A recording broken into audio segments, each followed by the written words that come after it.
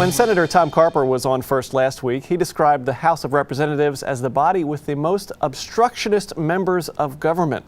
He did add that he thought Congressman John Carney was doing a good job in working around that, and Congressman Carney is here to wrap up our first conversations with the Delaware delegation. Congressman, thank you for being here. Welcome. Good to be here. So I'm glad that Senator Carper said that there was at least one person who was trying to work through it. He found one. Right, so talk about that. Do you agree with his assessment that the House is sort of the most obstructionist body in the federal government? Well, it is very obstructionist, and it's been very frustrating for me. I'm used to what we call the Delaware way, where traditionally and historically Democrats and Republicans have really tried to work together after the elections. You know, we have Return Day where we bury the hatchet, and symbolic for sure, but the idea is now it's time to do what we need to do for the people of our state. And in Congress, we're just not doing that. Now, in some ways, though, there are people, particularly some of the Republicans that are the more conservative ones, and Tea Party Republicans, who believe that obstruction is what they want to see. They don't want to see things happen, and they want to defund programs in the government. But we ought to be able to do things where there are common interests, like pass a farm bill, which we were unable to do, and the Republicans were unable to get a majority on their own side. We ought to be able to pass funding for infrastructure, roads and highways and bridges, and the kinds of things that really shouldn't be very political. It's going to be difficult to do the most important thing that we need to do, which is to pass a fiscal plan, a budget for the next 10 years, which will bring our deficits and debt under control and really, I think, be an important stimulus for the economy. So it has been frustrating, and I know and it seems that in the Senate, things are starting to move a little bit. Senator McCain and Senator Lindsey Graham have started to work together, and Senator Carper and Senator Coons have always done that in the Delaware way. Hopefully we'll be able to get some of those things done in the House that we need to. I think the pressure will be on Speaker Boehner this fall. Are you still having your, I guess it was breakfast meetings with the bipartisan the bipartisan breakfast group is still operating, and we've grown. We're up to about 20 to 24 members who come regularly. In fact, we've got a number of things we've been working on, a veterans package, a series of pieces of legislation. Again, an area where you ought to be able to find an agreement. We've also been working on something a little bit more controversial, immigration reform, and different aspects of that. We're right now trying to schedule a trip down to the border. One of our members, Ron Barber, represents a district in Arizona right on the border to look at the fencing and the issues there. There are a lot of ranchers that are in his district that don't want the fence, that don't want some of the security because that obstructs some of their operations. So we want to get a better understanding of that. That's a big piece of legislation coming at us. And of course, we are focused again on the fiscal issues, and hopefully we can work through some of that. We've had Doug Elmendorf in from the Congressional Budget Office to help us think through a way to bring our debt under control over time, and to do it in a smart and thoughtful way. Well, what is the conversation do you have with members of this bipartisan group, the Republicans, on these other, the Tea Party? Frankly, they're as frustrated, I think. And it makes it more difficult for them because those are people within their own conference. They'd like to see things get done. They tend to be those who are on, although we have a couple members who are pretty conservative, but they tend to be come from districts that are a little bit more moderate. They have the same, I think, sense of urgency for getting things done. In fact, Jim Renacci, who's my co-chair, who's a member from northeastern Ohio, in the Cleveland suburbs and south of there. I traveled out to his district to do a joint town hall meeting. Hopefully he'll come to Delaware and do the same kind of thing. And we talked a lot about, people out there, they talk to me a lot about their frustration over our inability to get things done. I was down in Sussex County the other day talking to watermelon farmers as they were harvesting the watermelon harvest this year. And they were very frustrated with the fact that we have been unable to pass a farm bill, which is important policy for agriculture, which is still Delaware's #1 industry. So the frustration is there on both sides of the aisle. There seems to be an institutional inability. I mean, the focus, both sides of the aisle, is too much on politics, or who's winning and who's losing, and not on how are we answering the questions and addressing the problems facing the country. You mentioned the town hall in Ohio. You've held a couple of town halls or meetings, and even over the phone town halls about college affordability, sort of been a focus of yours over this summer. Right.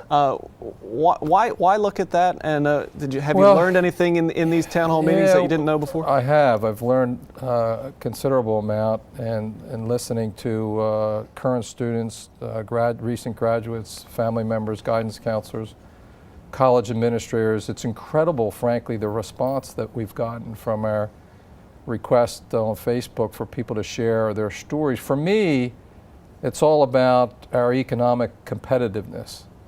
I have a lot of time as I travel up and down on the train from Wilmington to Washington to think about what we need to do, what's important to the country. And we're in a global competition for jobs, not just to strengthen our economy after the Great Recession, but to be able to create jobs and industries where our young people coming up today will be able to realize the American dream. And we know that those jobs are going to require education beyond high school, whether it's college, junior college, or training in some technical skill.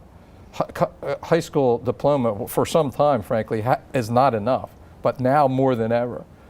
And at a time when it's a real economic imperative for the country to get more people into science and technology and engineering. We have millions of jobs across the country in technology type jobs that companies can't find people to do at a time when we have 7.5% unemployment. So we need to be able to train people. So a college education and education beyond high school is more important than ever, and maybe less affordable than ever. Yeah, it seems like the tuition at a college is the one thing that's sort of recession proof. There's never when we go through recession proof. Listen to this: nearly 600% increase over the last 30 years. 600%. This is the one that really got me. Twice the rate of healthcare cost inflation. Now that's saying something. And 4 times, importantly, 4 times the increase in average household income, the ability of families to pay for that tuition. So the people at the bottom and lower income family income has actually gone down instead of going up. So at a time when college tuitions and costs are rising, at a time when the nation needs more and more people to have those technical and educational skills, access to higher ed is not what it should be, and it's creating a tremendous burden for those who go and take on the financial commitment. We've heard from people who've shared their stories with us on Facebook. 6-figure loan, 100,000 more or more, and not being able to get a job. Maybe they were in a field where there are not these kinds of skills. We have to help young people and their families make a connection between that education and the jobs that are available in the workforce. That's one thing. And we have to help them understand the financial commitment. The average now is about $26,000 in student loan debt. And if you think about that, paid over a 10-year period of time at a 6% interest rate, which is high compared to the rate now, that's about almost $300 a month. Well, that's going to prevent somebody from getting that new home or a car and other spending in the economy that creates economic activity. And it's just a tremendous burden.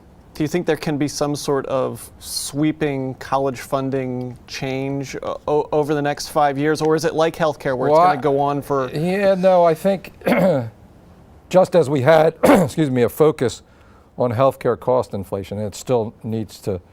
We still need to continue that focus. I think there's going to be an increasing awareness of college unaffordability and the rising costs there.